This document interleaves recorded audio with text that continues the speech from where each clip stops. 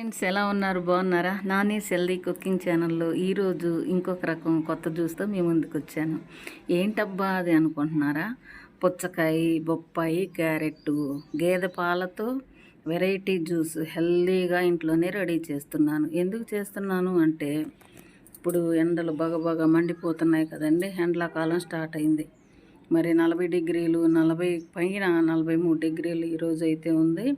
అందుకని మనం ఎండైనా వానైనా చలైనా పనికి వెళ్ళాల్సిందే తప్పదు. కాబట్టి ఇది ఎండాకాలం బయటకు వెళ్ళేటప్పుడు తప్పనిసరిగా ఉదయాన్నే 11 లోపు పని ముగించుకునేటట్లు చూసుకోవాలి. మరి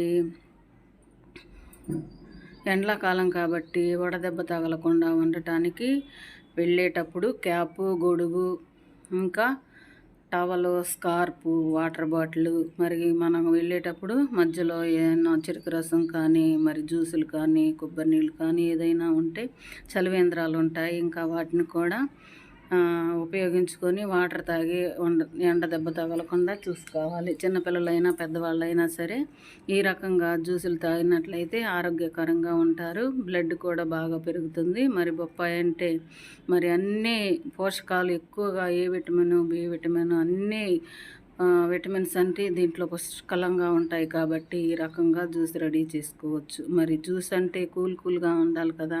మరి ఐస్ ప్రిపేర్ చేసుకొని పెట్టుకుంటే ఎప్పుడంటే అప్పుడు మనం చేసుకున్నప్పుడు ఐస్ క్యూబ్స్ దాంట్లో వేసుకొని తాగేసేయచ్చు. మరి ఐస్ను పగలగొట్టుకొని ఒక బౌల్లోకి ఐస్ ముక్కలు తీసుకొని మనం ప్రిపేర్ చేసిన ఐస్ను ఆ జ్యూస్లో వేసుకోవాలి. చిన్నగా ముక్కలన్నీ కట్ చేసుకొని శుభ్రంగా మిక్సీ వేసుకొని వడకట్టుకొని ఒక గిన్నెలోకి తీసుకొని ఐస్ క్యూబ్స్ దాంట్లో వేసుకోవాలి. తలా ఒక గ్లాసు రావాలంటే కొంచెం ఎక్కువే చేసుకోవాలి, మనుషులు ఎక్కువగా ఉన్న ఫ్యామిలీ అయితే. మరి మన పెరట్లో పెరిగిన పుదీనాతో గార్నిష్ చేసుకుంటే టేస్ట్ అనేది నెక్స్ట్ లెవెల్. అంతే, వివరించడానికి ఏం లేదు. దేవుడు మనకి ఈ అవకాశాన్ని ఇచ్చాడు. మరి అవకాశం లేని వాళ్ళు, ఎండలో పనిచేసేవాళ్ళు, రోడ్లు పని చేసేవాళ్ళు, మరి బిల్డింగ్లు కట్టేవాళ్ళు, బేల్దారి పని చేసేవాళ్ళు, మిరపకాయలు తొడియాలు తీసేవాళ్ళు, మిరపకాయలు కోసేవాళ్ళు, రైతులు మలామాడి పని చేస్తున్నారండి.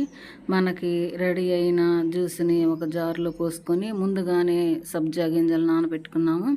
ఒక పెద్ద ఐస్ క్యూబ్ ఆ జార్లో వేసుకొని నానబెట్టుకున్న సబ్జా గింజలు 2 స్పూన్లు దాంట్లో వేసుకొని పుదీనాతో గార్నిష్ చేసుకొని తాగేయటమే. ఇంకెందుకు, మనకి సమ్మర్ డ్రింక్ రెడీ అయిపోయింది కదా.